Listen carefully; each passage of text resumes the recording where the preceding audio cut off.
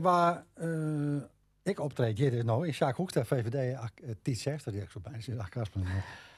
Je wist je de hele dag wat in de waar. Maar Ja, die, maar Kaspelen en Tiet zegt, dat komt waarschijnlijk tot ze uten wel binnen. Dat ik daar zit ergens nog in een kronkel in de holle. Nee, het is VVD Tiet Tiet zegt en dat bloedt het ik. Mooi, welkom. Ja.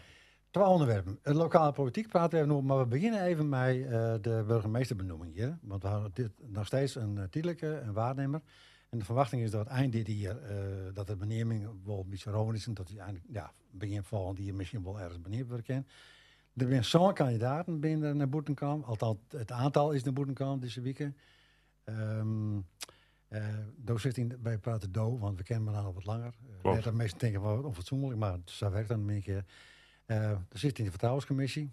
Mij is niks te vertellen, dat zit er van de vorm maar even. Maar ik lees er van de week wat reacties van mensen die hier niks jongen. De politieke voorkeur van sommige kandidaten, die ik meen dat uit de holle ook het even, dat Griel Links zit erbij en Partij van Arbeid, ja. En de winnen wel van die meesten die zeggen, er komt best wel een linkse burgemeester, die wordt bij benoemd. Maar die worden net samen benoemd, die werd ik net kiezen. Ik heb even uitgelezen van wat dan precies de procedure is, voor mensen die het net willen. Ja, er zijn zo'n mensen die gaan solliciteren op de vacature. En er zijn 4 man en 3 vrouwen. En ze zijn al hier in het tweede deel van hun leven waarschijnlijk. Want er zitten een peer bij tussen de 50 en de 60. En er zit een peer bij boven de 60. Ja. Dat is wel... Dus ze zijn al hier senior. Ja. In de jest van hun leven zitten we dan. Nou. Ja. Het tweede deel? Nou ja, toen maar. Het tweede deel. Ja. Maar komt al hier op hetzelfde deel. Het ben geen tieners meer. Nee. Van die kandidaten ben 3 partijloos. En de oren die ben lid van PvdA GroenLinks, CDA, D66. En er is ook iemand bij van de Piratenpartij. Mooi. Ja. Goed. En hoe gaat het nou verder? Nou, de Vertrouwenscommissie die voert gesprekken met alle kandidaten, of een selectie uit die kandidaten. En daar worden een aantal kandidaten worden eruit gekozen. Even op volgorde gezet. Dat lezen wij voor aan de RIE. En die maken vervolgens de keuze. Ja, en hoeveel kandidaten? Je praat net alle zo'n dingen, toch? Ik ken er niks zo zeggen, denk ik. Geen idee. Ja, maar dat was toch net zeggen. Ik ga in een ding, dat kan ik verklappen. Ja. De persoon van de Piratenpartij, die had geen lapje voor tegen. Nee. Oké.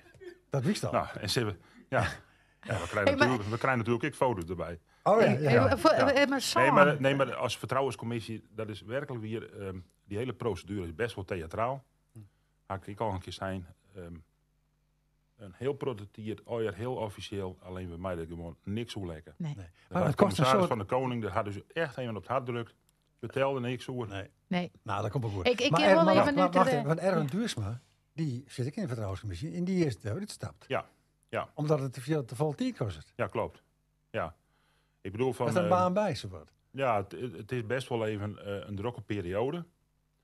We moeten opleiding hebben. De brief die moet lezen worden. Er moet een selectie komen. Meerdere gesprekken waarschijnlijk.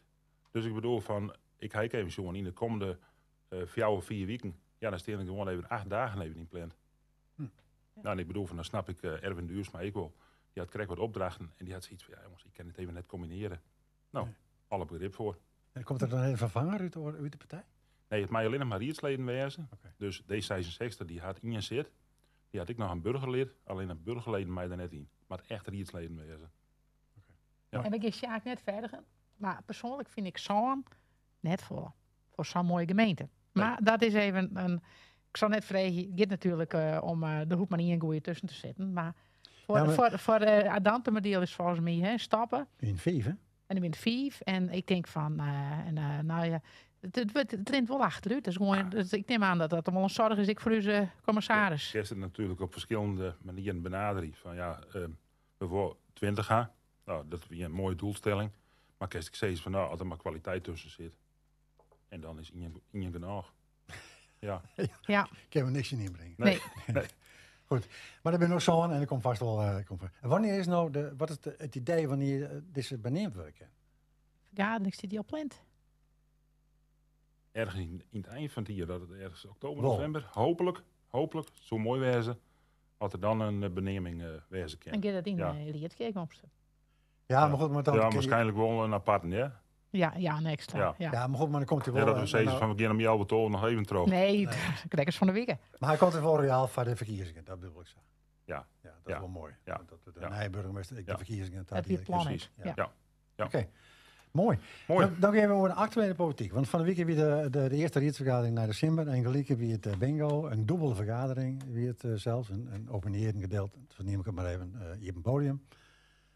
En daarna de besluitvormende deel over de deelname van de gemeente aan een vrij groot zinnepark op Schoenbarg. Een druwenpark. Ja. En je hebt van voren ik al in de pers duidelijk maken dat je hem daar vol op zin bent. En uiteindelijk is het zo in de RIA besluit, het democratisch besluit, is met de stemmen van VVD en Belang van en FNP als coalitiepartij lijsten. Tien is het wel oornam. Dus het hele verhaal hier terug. Wat wie nou je fundamentele kritiek op dit plan? Wij vinden dat het investeren door een gemeente in een zonnepark geen taak van een gemeente is. Nee. Sowieso net in geen enkele... want je zei niet, de gemeente is geen ondernemer. Nee. Dus ik bedoel, van als de gemeente had die nou zei van alle daken, van alle gebouwen die we hebben, die lezen we vol met zonnepanelen. En dat is al voor eigen gebruik. Dan zeggen we prima. Maar om nou te investeren in een zonnepark, wat totaal net van u is, dan zeggen we van ja, dat jet net. Dat jet gewoon net bij anno 2024. Maar wat zijn de argumenten van de gemeente om het wel te doen dan? Ja, ze hadden natuurlijk al eens een keer een akkoord opgesteld. En ze willen vrij klimaatneutraal en duurzame energie. Nou ja, ze kunnen er nou weer een vinkje bij zetten. Maar ik bedoel, van, het is wel belastinggeld. Ja, ik bedoel, van, en dat het nou een hele goede casus weer, dat het echt de euro's die vliegen in de planten op. Maar dat is dik net. Het komende jaar, dan kost dat gewoon op de begrutting bijna 2 ton. En die 2 ton die kunnen we net uitgaan aan dingen, ja, wat echt de inwoners aangeeft. Ja, maar is de verwachting dan, als je aan mij doet als gemeente, dan moet je de verwachting gaan dat je daar een positief effect van u krijgt. Ja. Maar wat is dan het betochte politieke effect? Of het effect naar de minskip daar? Hebben we dat dan hier met z'n allen? Komt er op enig moment wel een plus? Want ik denk dan bij mezelf, als ik nou zorg, wat ik lees als eenvoudige krantenlezer, er is een hoe neemt dat? Ja, netcongestie. Netcongestie. Ja. Men kent alle stroom die opwekt wordt, kan men het niet eens kwijt. Nee. Dus is dat net een probleem? Ja, die vraag die hebben we gesteld en dan zei de gemeente wel van ja, er komt een speciale kabel van het zonnepark naar de energiecentrale in Noord-Burgum. En die komt dan op de middenspanning. Dus dat is net zo van, de zinnetje dat het zonnepark lekker trok je het levering en dat alles in de buurt, dat uitschakelen wordt. Dat is het geval net. Maar het is voor ons gewoon heel fundamenteel een gemeente, een overheid, die net te investeren in een zonnepark. Ja, 4 decennia hebben we toen hebben we alle aandelen verkocht in bijvoorbeeld het PEB. Ja. En we draaien nu alles weer om. Ja, ik kreeg dat we een onderwerp krassen erbij met die. Nou, hebben we met die zaak. Ja. Oké, mooi. Goed. Maar goed, je bent hem zien, maar je had net red, dus het is klaar. Maar wat is nou de reden, dat ga ik al zijn. Ik ga zo, als ik het verkeerd begrepen, maar zei het maar het rendement wat voorspiegelen wordt is 8%. En een aantal maanden is in ieder geval de beoogde partners in het plan had aanjekken. Ja. En dan weer de vraag in de rier van, ja, hoe kan dat nou als het een winstgevend project is, althans dat betekent ben, waarom hek het dan een marktpartij aan als je 8%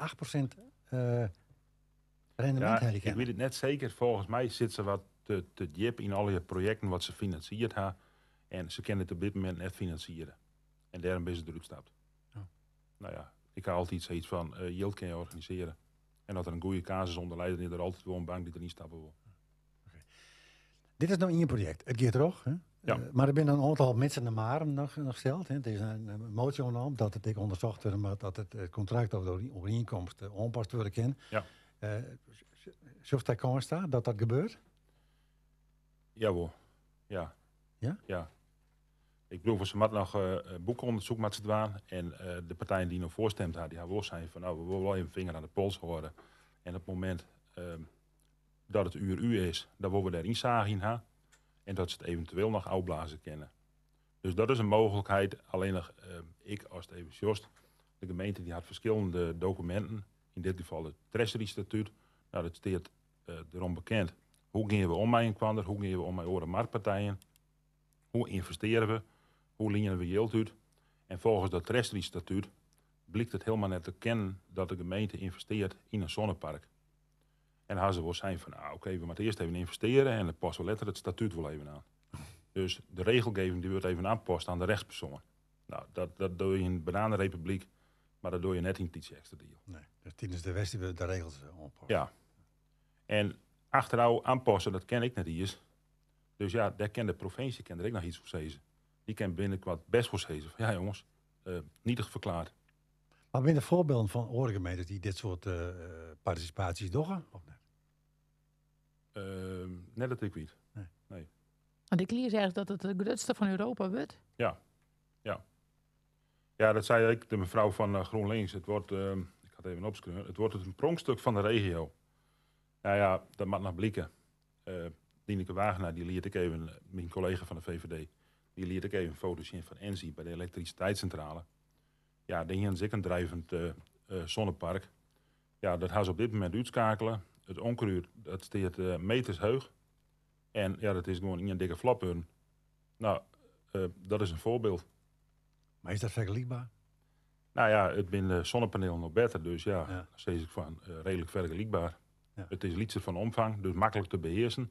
Ja, en dit wordt 23 hectare aan zonnepanelen. Ja. Iets oors nog. Ik zeg een inspraak of een reactie of een deelnemer aan de discussie van een van de CDA. Help eens even. Ja, Willem Sietsma. Ja, Willem Sietsma, sorry. Maar die went in eerste maar en die is ik belutsen bij dat park. Nou, volgens mij net. Volgens mij is hij vroeger begonnen bij de energiecoöperatie. Ja. Daar had hij een periode voorzitter van West en volgens mij eind 2023 is er daarmee stoppen. Dus volgens mij had hij gewoon formeel geen positie meer. Oké, want hij waard hij bent er wel een soort van. Hij weet er wel een product van. Ja, hij waard inhoudelijk waren de vragen aan hem stelde. Ja. Toen dacht ik zo, ik ken dat al wel. Maar dat kent dus wel. Ja. Nou, de burgemeester had me alles zijn als het in zijn gemeente is die extra deal. Meestal komt het altijd weer zien op verschillende posities. Dus dat zal wel weer wezen. Oké. Ja. Nou, dit hebben we verlend, althans in deze stemming. Maar ik begreep dus van dat er nog die moet nog dingen onderzocht worden. En dan moet het weer. Het is nog niet een gelopen race. Niet een gelopen race. Nee, ik denk het net. Ik denk dat er nog wel eens een keer sprutsen wordt. En ik denk dat er ook nog wel eens een keer traantjes vloeien. Traantjes vloeien? Van? Nou, ik denk dat meestal op plaats nog een keer speed krijgen.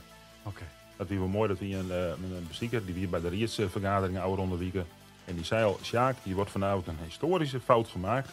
En er zijn 4 partijen die moeten in de komende jaren heel veel mensen teleurstellen. Nou, dan liefst het hebben horen.